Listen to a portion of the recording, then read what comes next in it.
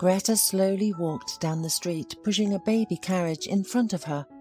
January of this year was very cold, and Greta regretted leaving her old mittens in her previous apartment in the heat of an argument. Her 1.5-year-old son, Ian, cried in the stroller. The little one was hungry, and his young mother didn't even have enough money for a jar of baby food. "Hang on, my dear, hang on," whispered Greta, trying to rock her son to sleep. "I'll definitely come up with something." Greta's eyes were filled with tears. Earlier that day, she and her baby were kicked out onto the street by the owner of the apartment Greta had rented for the past couple of months. Mrs. Gottesman suddenly raised the rental price, and when Greta asked why, she immediately began to scream and argue. "What do you think, honey? That I would keep you and your child for pennies? Prices for everything are rising, you know. There's inflation. It's not profitable for me to rent you out for free." Greta looked at the landlady with genuine bewilderment and offence. "But you promised that we could live here, with you, at the same price until spring. I've already given you an advance payment." Mrs. Gottesman just shrugged her shoulders. "Of course you did. That was fair. And, by the way, my apartment is good. It's only a 10-minute walk from the subway. I found tenants who offered me twice as much per month." "Oh, that's it," Greta thought to herself. "It's all because of simple greed." But out loud she asked, "Okay, we'll leave, but please give us time to find another place, at least a week. Where do I go now with a baby in my arms?" Greta pleadingly looked at the landlady, but Mrs. Gottesman was inflexible. "That's not my problem, honey. Hurry up and collect your things. And, as they say, all the best. New tenants will move in tomorrow morning." At first Greta was furious about such injustice, and then she realized that it was useless to persuade Mrs. Gottesman. Therefore, having gathered her things in a shabby bag and put Ian in the stroller, the young mother left the keys in the hallway and silently left the apartment. Her mood was terrible. Most of all, Greta was upset because today was her birthday. Greta turned 25, and she was left alone on the street with a little child in her arms. Trying to warm herself up somehow, the poor woman put her hands in the pockets of her worn-out, once fur-lined coat. There she found a few small bills and coins. Greta sighed heavily. She had 3 more days until she received her maternity allowance. She hoped she could find an inexpensive hostel nearby where she could stay with her son and survive these days. It was freezing outside. Passers-by looked at the crying young woman with a baby stroller in surprise, but preferred not to interfere. Greta desperately wanted to eat. The poor woman had already saved up yesterday to feed Ian, and now her legs were shaking from exhaustion, and her strength could leave the young mother at any moment. "Oh, God, I hope I have enough money for bread," Greta thought to herself, exhausted from hunger and stress. "If I don't eat, I won't be able to go anywhere." Greta took out a fistful of change from her pocket. She was going to count the coins, but then her hands, numb from the cold, trembled and shook.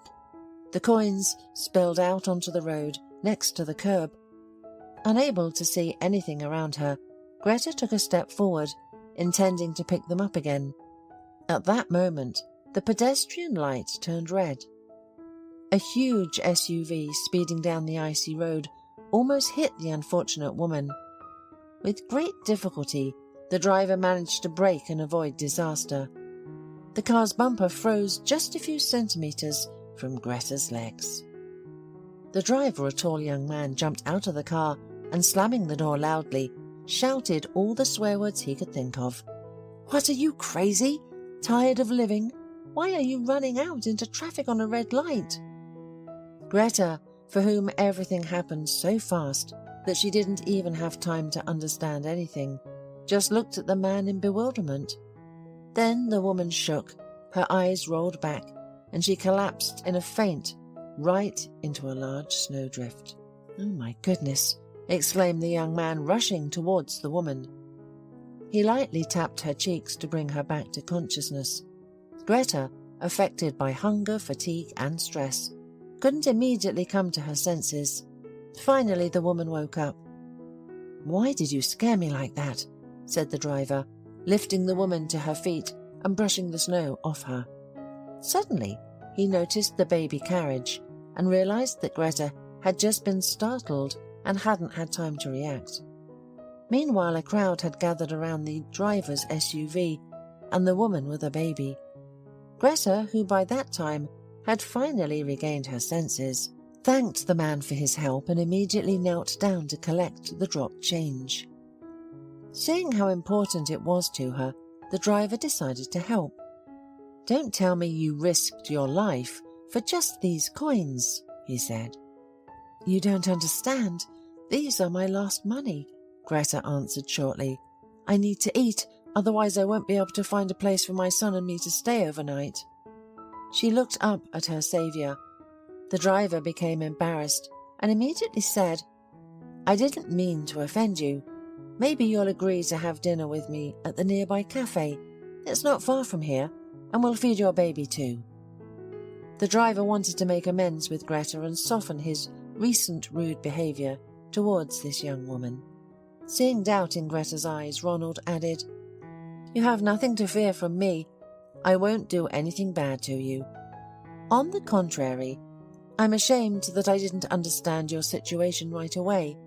You'll catch your breath at the cafe, and we'll see where to go from there." Ronald tried to cheer up the stranger, realizing what state she was in. Although Greta was worried about inconveniencing the driver with her presence, she eventually agreed. Soon they were sitting in a cozy, charming cafe, and in front of Greta and her son there was a plate of fragrant chicken soup, as well as the most delicate mashed potatoes with baked salmon and grated cheese. By the expensive business suit and impeccable manners, it was clear that the SUV driver was a wealthy man. Nevertheless, Ronald was very polite and courteous in communication and had the wonderful ability to immediately win over his interlocutor, literally from the first minutes of communication. Greta felt at ease in the presence of this young man, and as it turned out, she was right about his social status. Ronald was the son of a very wealthy and influential businessman. And you, Greta, how did such a wonderful girl end up alone? Does Ian not have a father? The businessman asked carefully. Greta frowned immediately. "Ronald, you see," she sighed, "you surely know that not all men are willing to take responsibility for their own children. Ian's father turned out to be one of those." "I sympathize," the man said sincerely. "Listen, maybe I can help you. You see, I urgently need a cleaner in my office right now. Of course, I understand that this is not a great job, but still, would you like to try?" The businessman really felt sorry for the young mother, and that's why he offered her this position. The man understood that Greta and her child needed food and shelter first and foremost. Greta was hesitant to believe that an unfamiliar and wealthy businessman was willing to help her completely selflessly. "If you agree, I'll give you an advance right now, so you can rent a place for a while and pay the nanny to look after your child while you're at work." Greta thought deeply. The man's offer was very attractive. Besides, Greta feared what lay ahead for her and her son. The chance that the businessman was offering her now was truly a gift from fate. A minute later, the woman agreed. "Wonderful," Ronald said contentedly, taking a few bills out of his wallet and handing them to the woman. Greta felt herself blushing to the roots of her hair. She thanked Ronald shyly, took the money, and thought that not all was lost for her and her son yet. At the same time, in a representative business class car on the other side of the city, a conversation was taking place. "Well, Irene, it's time for me to pay my debt," said Mario Cavazzoni, a well-known entrepreneur in the city. "I hope you won't resist. Remember, if it weren't for me, you would have definitely ended up behind bars for your scams with foreigners, and that cell wouldn't have been golden. The beautiful, well-groomed girl sitting across from him casually tossed her long dark hair over her shoulder and said sarcastically, "Am I refusing? Tell me what needs to be done, and we'll part ways peacefully. I don't want us to be seen together unnecessarily." Mr. Cavazzoni just smiled and critically looked at the girl from head to toe. "Oh, Irene, I see your tongue is still as sharp as ever. All right, listen to me carefully. I want to get rid of Ronald Hale. Get rid of him forever, you understand? I'm sick and tired of him and his transformations. I've spent years getting a controlling stake in this company. I've collected my millions from the company, and now Thomas's son has come to power and is going to destroy the system I've been building for years. No way." Irene raised her eyebrow in surprise. Apparently her boss was really determined, since he spat out his anger like a toad with bile. Mr. Cavazzoni had been a long-term partner of Thomas Hale. They started working together in the early days of the development of the Hales business. But as often happens, irreconcilable differences arose between the partners, and their paths diverged. Nevertheless, Mr. Cavazzoni always enjoyed the respect of Thomas and his family, to the extent that he even allowed his former partner to acquire a large stake in the company. And now, after the death of Hale Sr., when all the power passed into the hands of his son Ronald, Mr. Cavazzoni quietly decided to get rid of the last obstacle and take over the entire company. That's why he needed the young swindler, Irene Campoli, whom he was instructing right now. "I'll help you get into the company, and then you try to charm Ronald somehow. I think it won't be too difficult for you, with your track record." The businessman laughed nastily, making the girl feel uneasy. "And what then?" she asked.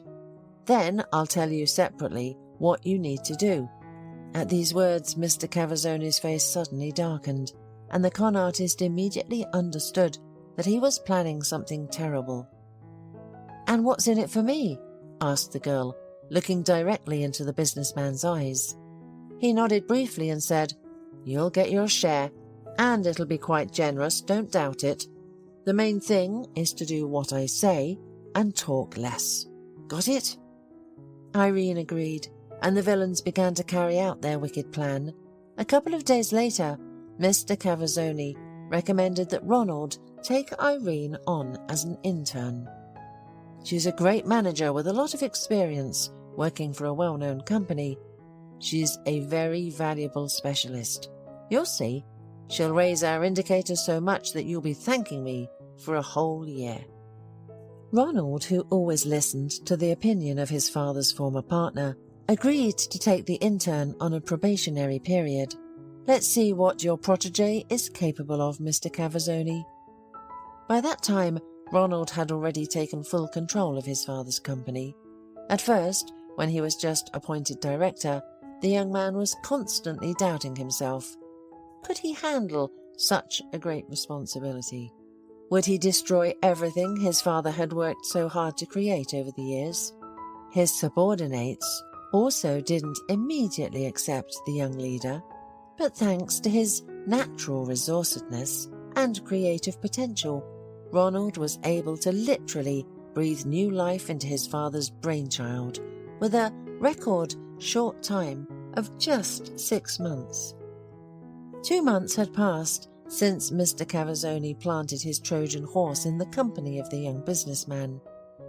During this time, Greta sadly watched as Irene systematically courted her boss. It went without saying that the young employee knew how to skillfully manipulate men and get what she wanted from them, thanks to her aggressive beauty and predatory charm of a tigress. Irene easily captured Ronald's heart with her clawed paws. The man quickly fell for the swindler's hook.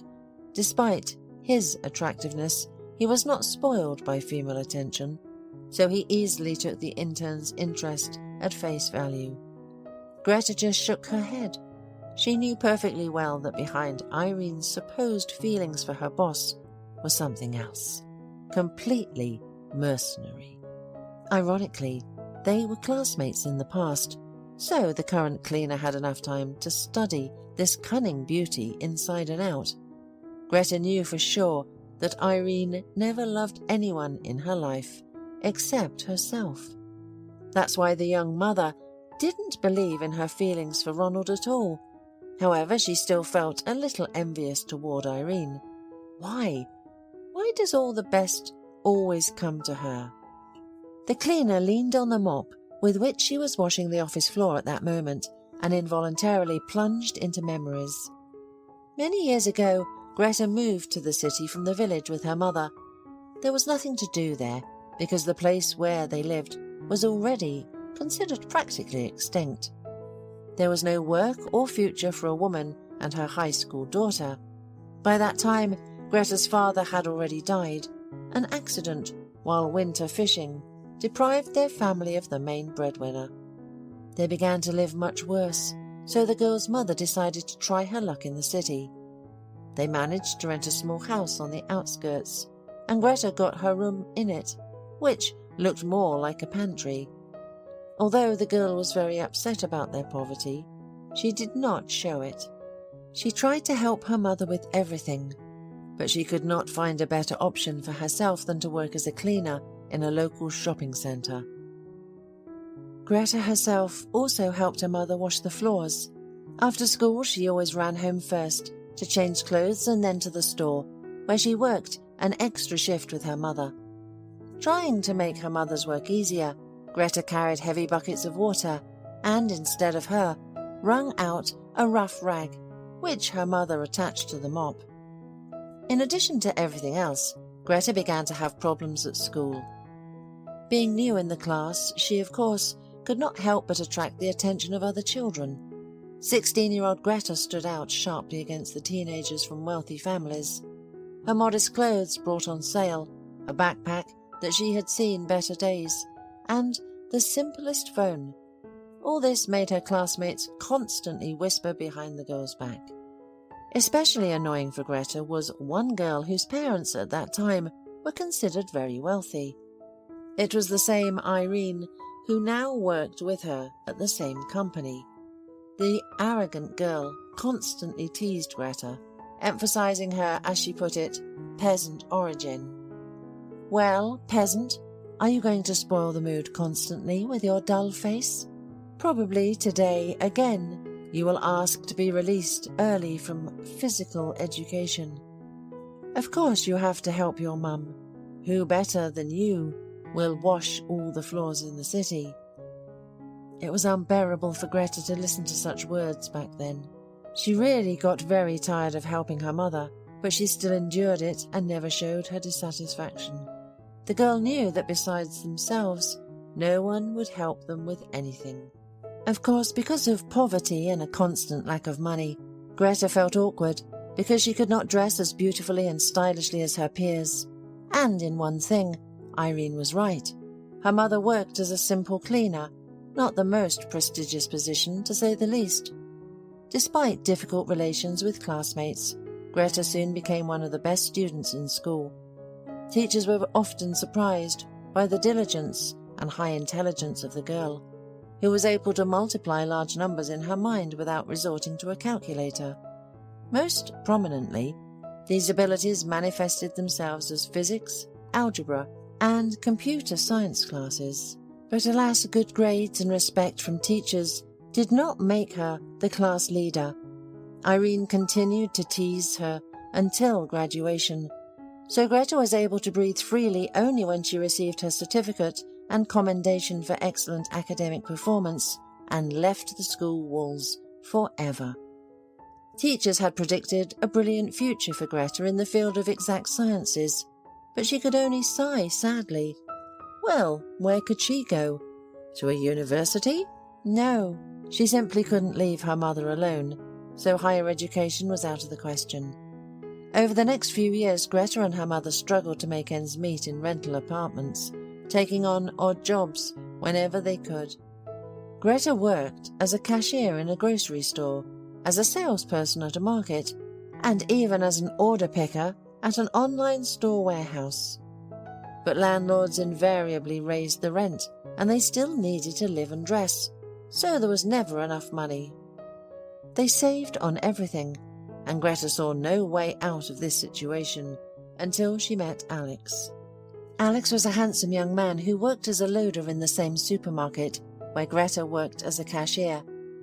At the time, Greta was already 23 years old, and her heart was open to a great and deep feeling. Alex immediately appealed to Greta, largely because he seemed like a reliable, stable man. The girl hoped that something would work out between them, perhaps even that her lover would invite her to marry him, especially since he was from the same simple family as Greta. However, her mother did not really like her daughter's new suitor. "I don't know, darling. I'm not sure about him," the woman said. "He has some strange eyes. I don't see any love in them." "Mummy, what are you talking about?" Greta asked with a smile. "Alex is just tired. No wonder he spent almost 10 hours on his feet, and then he came straight to us. And not empty-handed. He brought flowers and a cake. Of course he's good." The girl's mother only shrugged her shoulders in doubt. "It's up to you to decide, Greta, but I wouldn't expect much from him if I were in your place. He's not your man, believe me." The daughter fell silent then, although she was hurt that her mother could not or did not want to share her happiness. However, Greta did not stop dating Alex. Her feelings for this blonde and cheerful guy were too strong. Several more months passed before Greta found out that she was pregnant. Of course, she hurried to tell the father of the child, but her lover, as it turned out, was not ready for this. "Greta, are you sure you're really expecting a baby?" the man asked hopefully. "I heard that women sometimes have false alarms." Greta looked at him in surprise and said confidently, "Alex, I visited the doctor, it's all true. The term is still small, but there can be no mistakes. This is your child, and I am infinitely happy that I will soon become a mother." Alex slowly looked away, then looked around, checking if anyone would hear them in the supermarket's utility room. "Greta, well, it's like—" "What?" A worried shadow flashed in the girl's eyes. "You see, it's not the right time for this." Greta just waved her hands as if saying that's how it always is. The girl wanted to ask the guy what they should do next, but their conversation was interrupted. They urgently needed to go to the store. After that, for the rest of the day, Alex preferred to stay away from the girl, and if they did meet, he timidly averted his eyes from his beloved. Greta then thought for the first time about how she would live if, God forbid, she remained completely alone. After all, her mother was already old, and Greta could not hang the care of her future child on her. And there was little hope for Alex. The girl's fears were confirmed when the next day Alex abruptly quit and disappeared in an unknown direction. He even asked the accountant to send him the calculation by mail, saying that he was rushing to do important things in another city. Greta was not naive and immediately realized that her fiancé had run away from her, not wanting to take responsibility. Greta's heart was broken. Her mother had warned her that she would cry because of Alex, but the daughter did not believe it, and it turned out exactly like that. The pregnancy was difficult and Greta was constantly forced to be hospitalized. The young woman was distressed that her mother was left alone at such times without supervision. Once, when Greta was discharged after another preservation, she returned home and found her mother dead from a heart attack. The daughter's horror cannot be described in words. Her neighbors helped with the funeral. Greta gave them all the little money that she had saved at that time, but she was unable to make all the necessary preparations. It seemed to her that her life was over. Her nearest and dearest person had left her, and she was left alone in this harsh world. From that moment on, life became a series of trials for the young woman. She had to quickly move out of the apartment because the landlady did not want to tolerate what she called problematic tenants. The future mother had to find another place to live. Meanwhile, she was laid off from the supermarket where she worked while she was in the hospital. The store owner did not want to pay the pregnant employee her maternity leave, so he decided to cheat by accusing the poor woman of a non-existent shortage as a pretext. Greta wanted to complain, but to whom? No one would protect her from arbitrariness, and she just resigned herself to what had happened. After that, wherever Greta went, she was refused work. In the end, to get at least something, the woman had to lie, hiding her pregnancy. This allowed her to stay afloat for some time. She worked as a dishwasher and cleaner at a restaurant. However, when she could no longer hide her state, she resigned from her job. With the birth of her son, the situation changed, but not for the better. Greta began to receive a childcare allowance. However, it was so meagre that the unfortunate woman often went hungry herself just to feed little Ian. They had nowhere to live properly. The office cleaner position that the young mother received not long ago became a life-saving cycle for her and Ian, helping them survive the turbulent ocean of worldly troubles. Greta tried to do her job well and not attract attention from other employees. She understood perfectly her position in the team and therefore increasingly remained silent and didn't get close to anyone. If someone greeted her, she greeted them back, but that was all. However, fate still brought her face to face with Irene. The beauty was very surprised by their meeting, but didn't miss the opportunity to take a jab at Greta. "Oh, Greta, I didn't know you worked here too." The girl looked the cleaner up and down, then squinted and said in a dissatisfied tone, "I see you've chosen the right path in life. I respect people who know their place and don't meddle where they shouldn't. Stay on your own side of the fence." Irene smirked and walked past her former classmate, throwing a piece of paper into the bucket of water. Despite holding on as best she could, Greta felt incredible pain and hurt deep down inside. She did not understand what made her worse than Irene, except for the lack of money. But money doesn't make a person good, and she, more than anyone else, had already learned that. The only person in the company with whom Greta always talked friendly was the director, Ronald Hale. The young businessman understood very well how difficult the situation with the young cleaner was, and therefore tried to do everything possible to ease it. Ronald and Greta were about the same age, except that the man was a couple of years older. Although they didn't chat in the cafeteria for employees, and were rarely caught alone, these two respected each other. For the first time since the birth of her son, Greta could breathe calmly. Only now did she feel relative stability and confidence in tomorrow. However, there was still something in her daily hustle that she initially even hid from herself. The fact was that Greta gradually felt increasingly in love with her boss. Every time she saw him, her cheeks were filled with a hot blush, as if she were turning into a young and naive girl, thirsty for a strong and deep feeling. Greta suffered, seeing how Irene so easily won Ronald's heart. But all that was left for the poor cleaner was to endure. Who is she to him? Just a girl mopping floors and collecting garbage on the floors?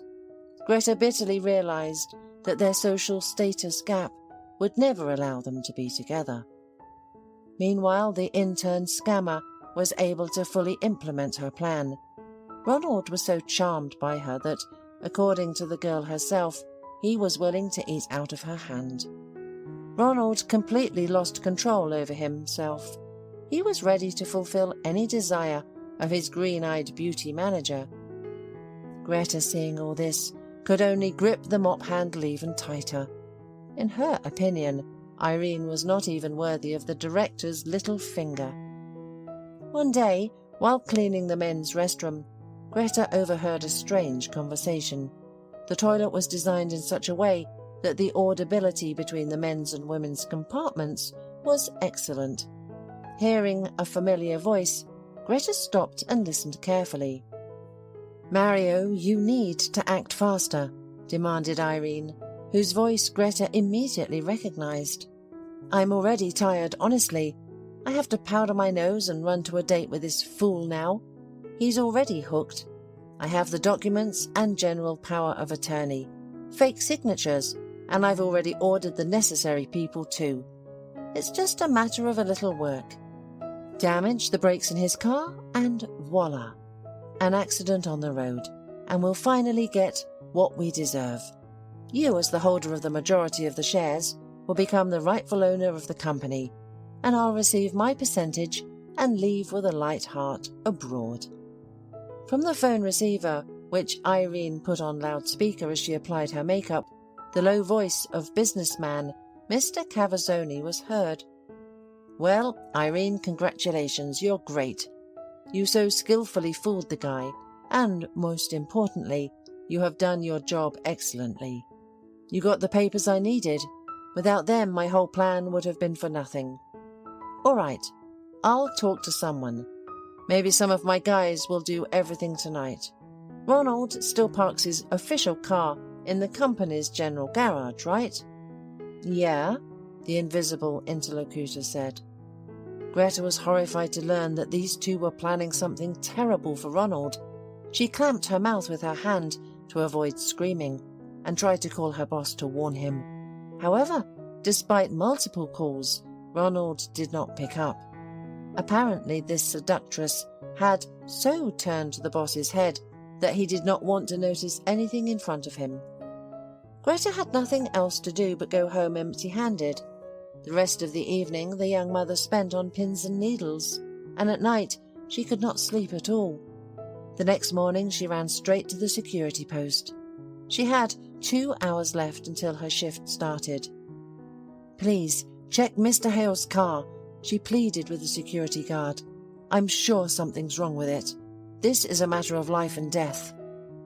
Moved by the cleaning lady's concern for their director's safety, the security guard decided to help Greta. After inspecting the boss's car, the guard was shocked to find that the brake hose in the car was indeed damaged, and that a small puddle of brake fluid had already formed under the car, which continued to leak from the hose. An hour later, when the director arrived at the office and learned of the incident, he was shocked. "Does that mean that somebody wanted to kill me? But who?" Greta told him about the conspiracy she had inadvertently overheard. It turned out that the businessman's old partner had planned the calculated and cold-blooded attack. Ronald became furious when he learned that Irene was involved. "Hold this scoundrel for a moment. Meanwhile, I'll call the police. I'm sure there's a lot she can tell them." The security services caught the fraudster and handed her over to the police. Irene immediately asked to cooperate with them. She gave up Mr. Cavazzoni and his assistants. The conspirators are now facing trial and a long prison term. "Thank you, Greta," the young businessman blushed and thanked the cleaning lady. "If it weren't for you, I would probably already be on the other side." Greta blushed, but waved her hand, saying that she simply could not leave such a terrible crime unnoticed. A couple of days later, she found a large vase of live flowers in her work area, white roses, orchids, and several stunningly beautiful asters. There was a small note attached to the bouquet with just a few words: "For the most attentive and honest person in the world." Greta was overwhelmed with emotion. She could not believe that Ronald had given her such a beautiful bouquet. "Allow me to drive you home today," Ronald asked her with a smile. "I hope you liked the flowers." "So it was you," Greta gasped in amazement. "I'm sorry, but no one has ever given me such beauty before. Thank you." Greta felt her heart beating strongly, and every beat sent a pleasant warmth through her veins. Ronald, on the other hand, felt a strange excitement. It was as if his eyes had opened for the first time in his life.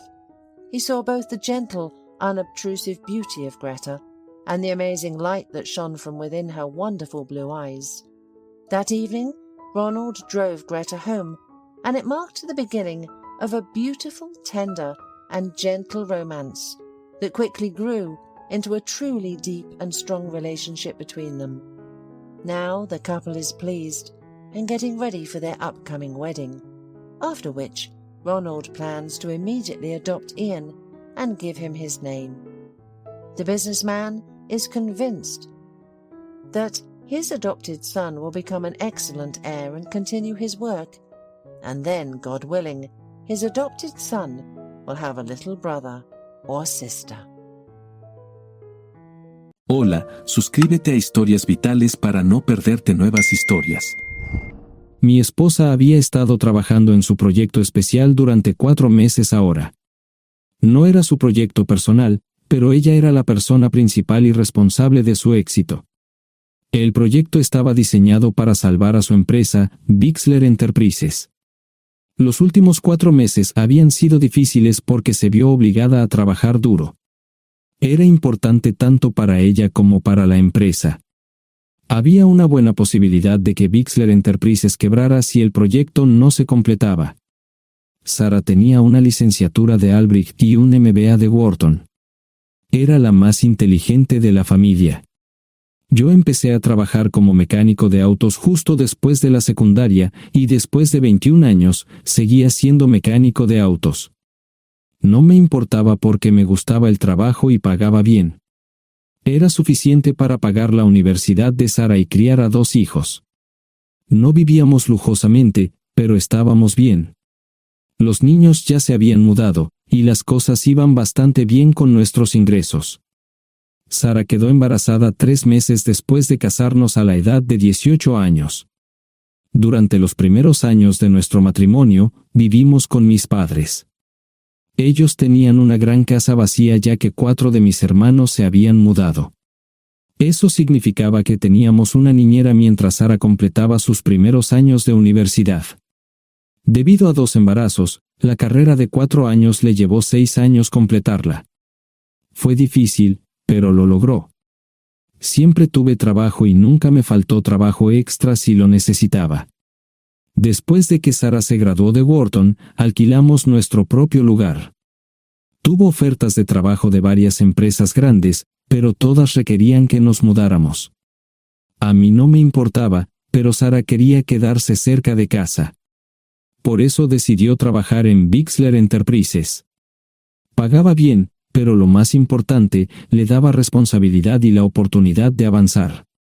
Sara era una empleada trabajadora y dedicada.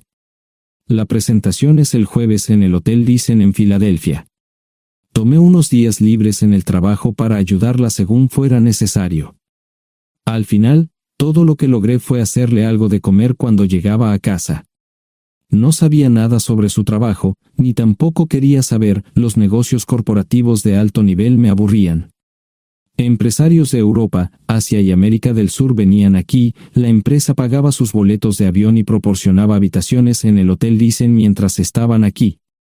Era caro como el infierno, y por algunas cosas que Sara había dicho, la empresa estaba sobreestimando sus finanzas. Su presentación era importante para ella, para la empresa y para más de 200 empleados. Hasta el martes por la noche, todo iba bien. Sara llegó a casa con un traje nuevo, un traje gris con una blusa blanca. Desplegó todo lo que necesitaba en la cama de la habitación de invitados. Cuando se trataba de la limpieza de la casa, ella era normal, pero cuando se trataba del trabajo, era meticulosa. No entendía por qué necesitaba sacar su ropa interior de lujo, pero no dije nada. Además de su traje para la presentación, tenía varios vestidos de cóctel lindos para eventos sociales antes y después del evento. Siempre había evitado tales eventos, pero me sentía obligado a ir con ella si ella quería que lo hiciera. Me agradeció la oferta, pero dijo que no era necesario. Todos los materiales y equipos que necesitaba estaban guardados ordenadamente en el maletero de su Volvo. Antes de salir del trabajo, ella misma conducía el coche para asegurarse de que todo estuviera en perfectas condiciones. Tenía todo el día miércoles para prepararse y toda la noche del miércoles para socializar con sus invitados. Sara era tan buena en lo que hacía que sentía que habría sido mejor si simplemente me hubiera mantenido alejado de ella. Finalmente, había terminado. Lo había revisado y vuelto a revisar todo. Todo lo que necesitaba ahora era una ducha caliente y una buena noche de sueño. Supongo que mi error fue que empecé a revisar sus cosas después de que Sara comenzara a ducharse. Pensé que estaba ayudando, pero resultó ser lo contrario. Estaba moviendo cosas en la cama cuando un pequeño sobre blanco cayó del bolsillo lateral de su bolso de maquillaje. Una carta de una farmacia, pero no del tipo que solemos usar. Dentro había 10 pastillas. No tenía idea de qué era, Pren, y las instrucciones eran confusas. Si es necesario, tomar una pastilla y luego una segunda pastilla 12 horas después. Pensé que podría ser algo que ella había conseguido para la ansiedad o los nervios, pero las instrucciones no tenían sentido. La receta estaba escrita a su nombre el lunes. Volví a poner el sobre en su lugar mientras ella terminaba de ducharse. Decidí que quería saber más sobre Pren antes de contarle sobre ello. Por supuesto, si lo mencionaba, significaría que estaba revisando sus cosas. Odio los dilemas. Mientras Sara se preparaba para dormir, fui a nuestro ordenador doméstico y busqué. 10 minutos después, me uní a mi esposa bajo las sábanas. Pasé toda la noche despierto, preguntándome por qué mi esposa había recogido una receta para la píldora del día después, especialmente después de que me hicieran una vasectomía hace 10 años. A la mañana siguiente, me levanté temprano, pero no estaba descansado. Di un largo paseo, esperando que despejara mi mente. Me dirigí hacia casa con reticencia, temiendo lo que podría hacer o decir cuando llegara allí. Mi hijo Joe se unió a la Marina después de la escuela secundaria y estaba en su primer año en San Diego. Nuestra hija Gloria se casó con su amor de la infancia el año pasado y acababa de mudarse a Dallas. Eso dejaba solo a Sara y a mí. Echaba de menos a los niños, pero esperaba envejecer con mi esposa. Ella era la única mujer que me había interesado, y ahora todo estaba. Si Sara estaba teniendo una aventura, lo ocultaba bien. Por supuesto, nunca la vigilé. Nunca miré sus correos electrónicos o llamadas telefónicas. No tenía razones para hacerlo. No tenía forma de saber qué estaba haciendo en el trabajo o después del trabajo. Confiaba en ella completamente. Ion, ¿dónde demonios has estado? ¿Quieres huevos o algo? No, solo café. No me sentía con muchas ganas de hablar. ¿Qué pasa, cariño? Solo son 3 días. Puedes venir si quieres, pero te aburrirás como una ostra. No, realmente no quiero ir, pero odio dejarte sola. Me preocupo cuando no estás aquí. Es muy dulce, querido, pero estará bien. No voy a salir del hotel en todo este tiempo. Pasaré la mayor parte del día asegurándome de que la sala de conferencias esté lista, y esta noche tendré una agradable charla con nuestros posibles clientes. Mañana, probablemente ni siquiera tendré la oportunidad de ir al baño. Llegaré a casa lo más temprano posible el viernes. Te prometo un gran fin de semana si sabes a lo que me refiero. Todo eso suena bien, pero no puedes culparme por preocuparme. Soy un mecánico de autos, y tengo una esposa hermosa y exitosa. A veces tengo la sensación de que estás menos interesada en mejorar nuestra situación familiar que en avanzar en tu carrera. Detente, maldita sea, Ion. Siempre he respetado lo que haces para ganarte la vida y nunca he insinuado lo contrario. Criaste a 2 grandes niños y me pusiste a través de la universidad. Eres un gran esposo, un gran padre y un buen proveedor, y nunca olvides eso. Terminé mi café mientras ella recogía la mesa. ¿Quieres que te llame? No, no es una buena idea. Tendré el móvil apagado, y voy a apagar el teléfono de la habitación por la noche para poder dormir. Te llamaré siempre que pueda. La ayudé a cargar el coche, era tan meticulosa con eso como con todo lo demás. Trabajando, le llevaría 3 horas llegar al Hotel Dicen. Me quedé en el porche y la vi marcharse. No me molesté en preguntarle por las pastillas. Pasé el resto de la mañana en el porche. No recuerdo haberme preocupado tanto como ahora. Me sentía pequeño e insignificante. Me sentía fuera de mi liga. Era un tipo de pueblo con un trabajo mediocre y una esposa exitosa. Era una combinación equivocada. Debería haberlo notado antes. Me sentía estúpido. El mejor traje que tenía era una chaqueta azul y un par de pantalones. Al menos tenía algunas corbatas, aunque tenían 10 años de antigüedad. Acababa de terminar de vestirme cuando sonó el teléfono fijo. Oye, cariño, solo quería avisarte de que llegué bien. ¿Tuviste un buen viaje? Supongo que el tráfico no estaba demasiado denso. Estuvo bien. Te llamaré esta noche. Ahora tengo que irme. Estoy en la habitación 714, Sara. Puedo estar en casa de mis padres o en la de mis hermanos esta noche si quieres llamarme a mi móvil. De acuerdo. Suena el teléfono móvil. Te quiero, tengo que irme. Me tomé mi tiempo para llegar a Filadelfia. No fui directo al Lysen, primero me detuve y compré un filete con queso. Prometí hacer una larga noche. No estaba seguro de qué iba a hacer. Estacioné en el garaje del hotel y simplemente esperé. Tarde o temprano, tenía que entrar en el hotel. Simplemente no podía decidir cuándo hacerlo. El sonido de mi teléfono celular me ayudó a tomar mi decisión. Ion, solo quería avisarte de que todo se ha arreglado. Ahora voy a bajar para encontrarme con algunas personas y cenar. No olvidaste nada, ¿verdad? No, todo está bien. Tengo todo en mi habitación para mañana. ¿Necesitas algo? No, Ion, relájate. Voy a apagar mi teléfono. Te llamaré mañana por la mañana. ¿De acuerdo? Ríe, diviértete. No es divertido, Ion, es trabajo. No parecía estar demasiado fuera de lugar. El vestíbulo, el restaurante y las salas de conferencias estaban llenos de gente, así que pude pasar desapercibido. Había un folleto pequeño y bonito que mostraba el diseño de todas las habitaciones del hotel. Me paseé por las diferentes habitaciones y me detuve en las paredes, mirando alrededor entre la multitud. No tenía ni idea de qué haría si Sara me veía. Lo averiguaría si y cuando eso sucediera. Encontré un tablero de eventos que enumeraba todas las habitaciones que estaban siendo utilizadas por los diversos grupos. Bixler Enterprises no tenía habitaciones disponibles para el miércoles por la noche. Esto me pareció interesante. Sara había dicho que no iba a salir del hotel, pero ahora no estaba tan seguro de eso. Había 3 comedores, familiar, informal y de alta cocina. A Sara no le gustaba mucho cenar con niños, así que fui primero al comedor informal.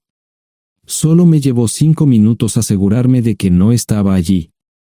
Tuve mejor suerte en el salón gourmet, era una acogedora mesita encajada en la esquina, el tipo de mesa que la gente reserva para tener un encuentro privado.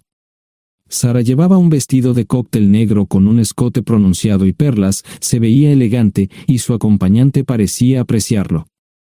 Conocía a algunas personas con las que trabajaba Sara, y él no era una de ellas. Me resultaba familiar, pero no había forma de que pudiera recordarlo. Había muchas sillas libres, así que no tuve problemas para cruzar la sala. Había velas y pequeños candelabros de cristal en las mesas. Apagué la mía y le dije al camarero que me molestaba por el glaucoma. Pedí el plato de pollo de siempre y me acomodé. El camarero me sirvió el café por tercera vez. Disculpe, el tipo en la mesa de enfrente me parece muy familiar. ¿Sabes quién es? Sí, ese es Malcolm Eugene Foote. Es miembro del Consejo Municipal, se espera que se postule para el Congreso en los próximos años. ¿Es esa su esposa con él? Es muy bonita. No, esta es la primera vez que la veo. Siempre usa esa mesa para señoras especiales, si me entiende. Simplemente le sonreí y pedí la cuenta. nunca había visto a Sara tan sensual con un hombre antes. Parecía captar cada palabra que decía, como si fuera Dios o algo así. No estaban haciendo nada inapropiado, pero tampoco era platónico ni profesional. Cuando me fui, estaban terminando su segunda botella de vino. Ahora entendía por qué se había llevado su lencería elegante. Me acomodé en una esquina del vestíbulo para que no me vieran. 10 minutos después, salieron del restaurante. Ella le tomaba la mano mientras caminaban por el vestíbulo hacia el ascensor. Observé cuidadosamente los indicadores de piso. Que el ascensor se detuviera en el tercer piso era una buena señal, significaba que no lo había llevado a su habitación. Era una mala señal cuando el ascensor no llegaba al séptimo piso, significaba que ella fue a su habitación. Por si acaso me equivocaba en algo, me senté en el vestíbulo y observé el ascensor durante 1 hora. La gente entraba y salía, pero Sara no estaba entre ellos. Saqué mi maleta vacía del coche y me dirigí al mostrador de recepción. Aunque podía demostrar que era su esposo, me costó trabajo conseguir una tarjeta llave. Se dieron después de llamar a la habitación, pero nadie respondió. Finalmente, estaba en camino a la habitación 714 con la tarjeta llave. Ni siquiera encendí las luces al principio, simplemente me senté en la oscuridad de la habitación durante más de 1 hora. No fue difícil asegurarme de que no regresara a la habitación. Primero, empacé todas sus ropas y pertenencias personales. No dejé nada atrás. Revisé el paquete de Preven, todavía quedaban 10 pastillas en el tocador. De manera muy ordenada, estaban todos los artículos que necesitaría para su presentación al día siguiente. Comencé a llenar la maleta. Había 24 carpetas promocionales especialmente encuadernadas y otras 20 carpetas regulares, todas ellas fueron a la maleta.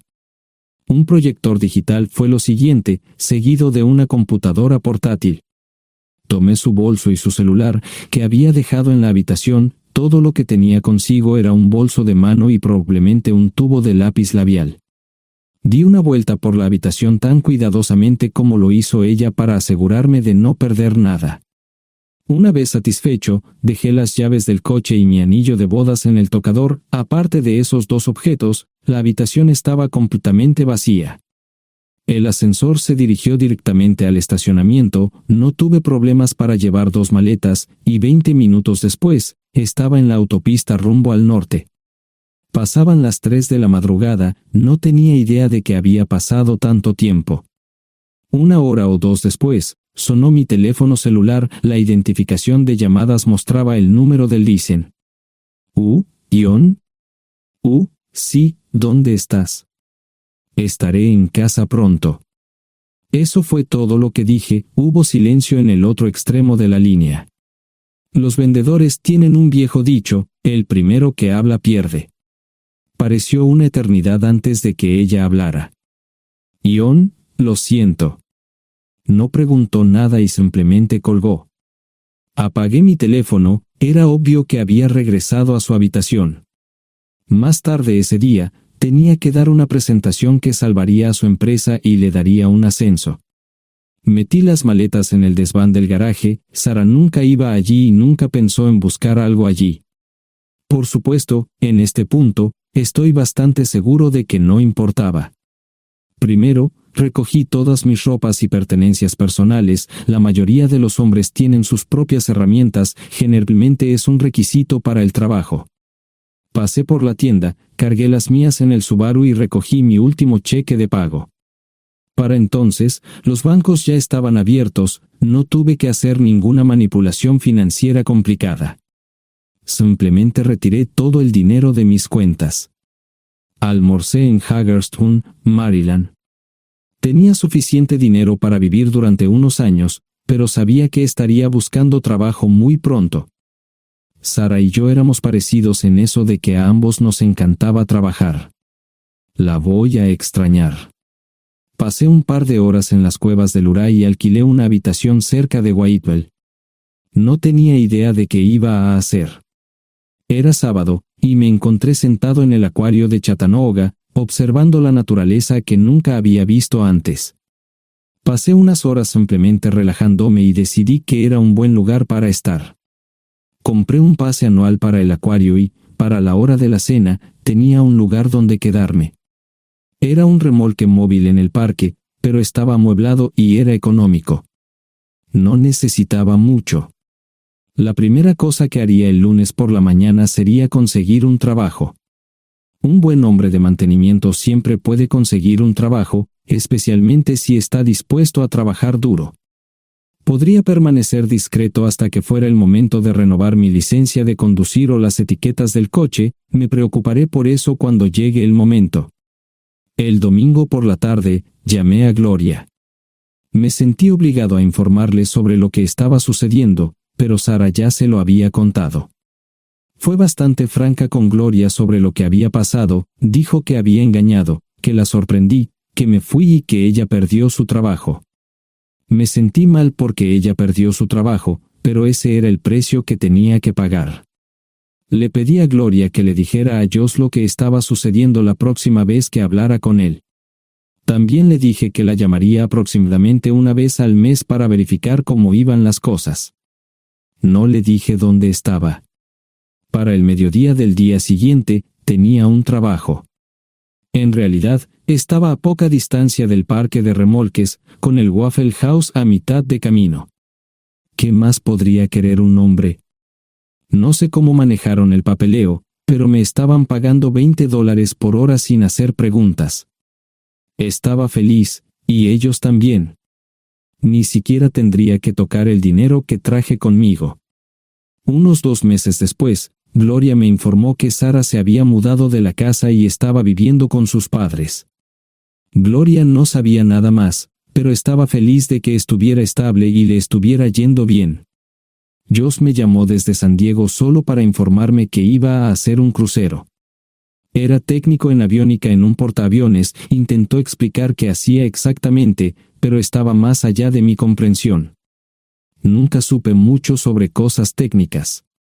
Ambos tuvieron cuidado de no decir nada malo sobre su madre, aprecié eso. Después de eso, todo siguió como siempre. Comencé a hablar con Gloria al menos semanalmente, Josh y yo comenzamos a enviar correos electrónicos regularmente. Gloria hablaba regularmente con Sara, pero decía muy poco sobre lo que estaba haciendo o dónde estaba. Nunca presenté la solicitud de divorcio, y parece que Sara tampoco lo hizo. Tengo una licencia de conducir de Tennessee y las etiquetas en el Subaru. Comencé a frecuentar un bar local un par de veces al mes y tuve encuentros casuales, 2 mujeres se alternaban como mis compañeras nocturnas regulares. No buscaban compromisos, y yo tampoco, parecía funcionar bien para todos nosotros.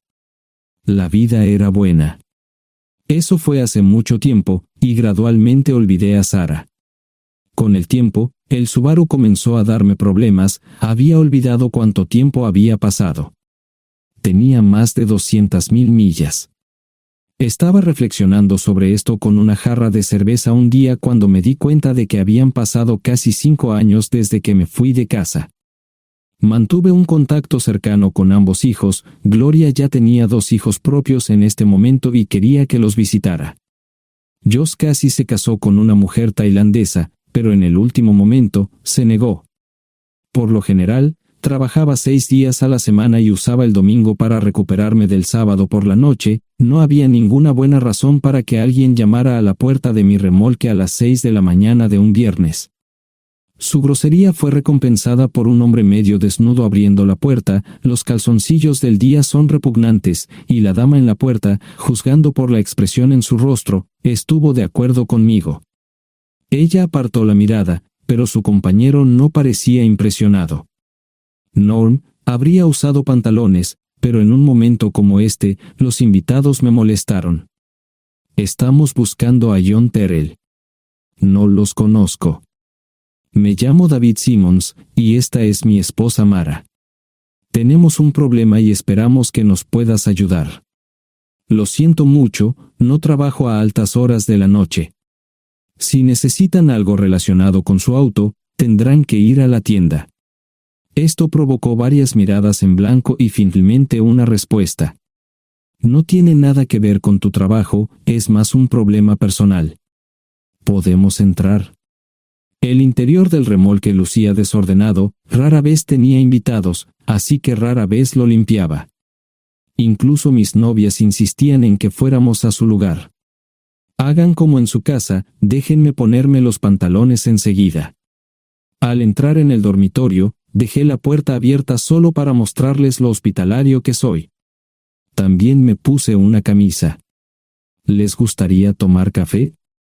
Solo tomará unos 10 minutos. Aparté algunas cosas del sofá para que pudieran sentarse, no hubo respuesta a la pregunta del café. Tenemos una hija adoptiva de 4 años y otra de 2 que necesita un trasplante de médula ósea, y esperamos que nos puedas ayudar. Estamos dispuestos a pagarte si es necesario. ¿Con mi médula ósea? No, queremos usarla y estamos dispuestos a compensarte por cualquier inconveniente. Creo que quieren comprarla. Estaba actuando como un listillo, y de repente me di cuenta de ello. Estas personas eran serias, tenían un problema real y estaban buscando ayuda. Lo siento mucho, no quise interrumpir. Por favor, continúen. Nuestra mejor oportunidad de encontrar un donante es un familiar cercano. Eres nuestra mejor esperanza. Mira esto. No quiero ser un grosero, pero creo que se equivocaron de persona. ¿Cuándo nació su hija? Cumplirá 5 años en julio. Marche Simons habló por primera vez, y sonó sincera. Odio ser el portador de malas noticias, pero me hice una vasectomía hace 15 años. No hay forma de que pueda ser su padre. ¿Por qué tu nombre estaba en el certificado de nacimiento? No puedo responder eso, tal vez deberían preguntarle a su madre. Esa afirmación fue recibida con silencio. Sentí pena por estas personas, pero no sabía cómo ayudarles. ¿Cuál es el nombre de la madre? Sarah Lise Terrell. No encontraba las palabras. Tal vez no debería haber tomado esas malditas pastillas de ella, por supuesto, entonces esas personas no tendrían una hija en absoluto. Todo lo que pensaba que había superado el dolor, y aquí está de nuevo, viejos recuerdos de mi esposa teniendo relaciones sexuales con ese maldito político de Filadelfia. Estaba empezando a olvidarlo todo, y ahora estaba de vuelta. Maldita sea. Ahora entiendo y pido disculpas por mi grosería e insensibilidad. Haré todo lo que esté en mi poder para ayudarles. En primer lugar, porque no puede Sara hacerse un trasplante de médula ósea. Médicamente, no puede. ¿Por qué no? Es madre, tiene que ser una donante adecuada. Ella es una donante adecuada, pero está demasiado enferma. Los médicos se negaron siquiera a considerar utilizarla. ¿Enferma de qué? Está muriendo de insuficiencia hepática. Le quedan menos de 6 meses de vida. Esto no tiene sentido. Siempre ha estado perfectamente sana. Además, no creo que un hígado enfermo le impida donar médula ósea. El hospital no aceptará su firma en el formulario de consentimiento. ¿Estás diciendo que hay algo mal en su cabeza? Ambos me miraron en silencio, sabían la respuesta, pero no querían decirlo. En ese momento, no quería que se sintieran aún más incómodos. Hace 10 minutos, no me importaban, pero ahora sentía que tenía que protegerlos y ayudarlos. ¿Cómo sucedió esto? ¿Podría alguno de mis hijos ayudar? Quizás, pero pensamos que eras nuestra mejor esperanza. ¿Por qué no van tras su padre, su verdadero padre? Pensamos que eras tú. No tenemos ni idea de quién más podría ser. Sara no nos dijo nada sobre otro posible padre. De hecho, ella no estaba en condiciones de explicar nada, agregó Mara. Obtuvimos la mayoría de nuestra información de la agencia de adopción. Tuve que preparar café y hacer pis, permítanme un momento. Dejé a mis invitados sentados mientras preparaba el café. Solo tomó unos minutos. Mientras se preparaba, fui al baño, algo que necesitaba hacer urgentemente. Traté de ser discreto, ya había avergonzado lo suficiente a Mara. ¿Dónde viven? En Westchester, Pensilvania. Les haré una oferta. Si les digo quién es el verdadero padre de su hija, deben prometerme que lo perseguirán sin descanso hasta obtener lo que desean. ¿De qué estás hablando? El padre de su hija es un político prominente en Pensilvania. Por supuesto, negará todo y probablemente les proporcionará documentos legales para detener sus esfuerzos. Si acuerdan presionar lo suficiente para que él admita que la niña es suya, podrán avergonzarlo y obligarlo a hacerse un trasplante de médula ósea. Eso es lo que quieren, ¿verdad? Sí, claro, pero ¿cómo hacemos eso? No lo sé. Soy mecánico. Trabajo con metal para ganarme la vida. Creo que la mejor manera sería utilizar la televisión, la radio y los periódicos. Los políticos harán cualquier cosa para evitar una mala publicidad. ¿Tienen amigos que puedan ayudar? Bueno, ahora ambos estaban sonriendo. Debo haber dicho algo que les dio esperanza. Creo que podemos hacer esto. ¿Quién demonios es él? Malcolm Eugene Foote. Se postula para el Senado de los Estados Unidos. Apuesto a que hará cualquier cosa para evitar una mala publicidad. El café estaba listo, pero David y Marchen no podían esperar para llegar a casa. Antes de irse, les dije cómo ponerse en contacto con Gloria y Joss en caso de que los necesitaran. Estaba seguro de que ayudarían. También les pedí que me dijeran dónde estaba Sara. Probablemente estaría en Pensacola antes de que ellos regresaran a Westchester. Me corté el pelo y compré una camisa nueva. Sara era una tramposa que arruinó mi vida, pero aún así quería lucir bien cuando la viera. Era otro remolque, pero esta vez era un bonito doble nuevo. Allí estaba su Volvo con una llanta desinflada y un parabrisas roto. La mujer que abrió la puerta no era Sara, parecía que la habían empapado fuerte y la habían dejado empapada. Tenía al menos 45, tal vez 50, y debió haber tenido una vida difícil. La falta de maquillaje no ayudaba y simplemente se veía horrible. No tuve la oportunidad de abrir la boca. Caray, si no es John Terrell.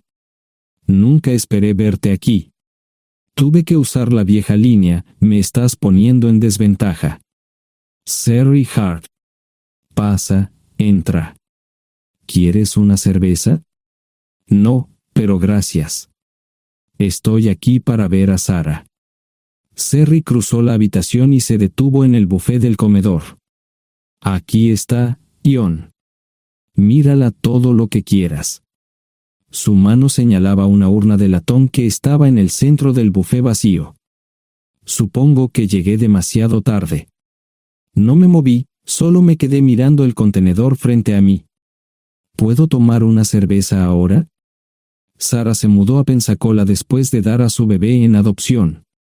Compró el remolque con el dinero que recibió de Bixler Enterprises después de que la despidieron. Tenía una participación en las ganancias, 401k, y vacaciones y días de enfermedad. Eventualmente, consiguió un trabajo en una fábrica local de prendas de vestir donde trabajaba en el departamento de envíos. Allí fue donde conoció a Sherry. Sherry alquilaba una habitación de Sara. Cada centavo que Sara ganaba iba para el alcohol. Empezó con vino y gradualmente pasó a bebidas más fuertes, las más baratas. Eventualmente, perdió su trabajo debido a su alcoholismo y se vio obligada a usar sus ahorros. Nunca salió con nadie ni salió a ningún lado. Sherry se quedó con ella, pagó sus servicios públicos y compró alimentos que Sara no comía. Le llevó más de 3 años quitarse la vida. Increíblemente, ella tenía un testamento y me dejó un doble remolque y un Volvo. Sherry explicó que Sara estaba tan angustiada por lo que había hecho que simplemente se rindió. No intentó evitar el embarazo ni siquiera terminarlo. La adopción se había arreglado meses antes de que naciera el bebé. Nunca volvió a trabajar, excepto en los trabajos clandestinos que hacía mal. Sherry dijo que Sara no parecía tener ambición ni propósito en la vida. Sara hablaba mucho de mí, pero tenía miedo de intentar contactarme. Gloria le dio mi número, pero nunca me llamó. Era como si su aventura de una noche la hubiera lastimado más a ella que a mí. Estuve allí durante 2 semanas y luego vendí el remolque de Cerry por $1 y obtuve $3,000 por el Volvo. 2 días después, estaba en Westchester visitando a mis nuevos amigos David y Marche. Malcolm Eugene Foote resistió al principio, pero David y Marche lo presionaron hasta que cedió. Insistió en pruebas de ADN, que demostraron que era el padre. Para salvar la cara, más o menos lo obligaron a someterse a un trasplante de médula ósea, que fue exitoso. La carrera política y la vida familiar de Malcolm no dejaron una impresión favorable. Su caída en las encuestas fue tan rápida que el partido lo reemplazó por otro candidato unos meses antes de las elecciones. Su esposa solicitó el divorcio y fue muy pública al respecto. Sara y yo estamos viajando ahora a Dallas para ver a Gloria y a mis nietos. No sé cuánto tiempo mantendré a Sara conmigo, probablemente hasta que tenga a alguien.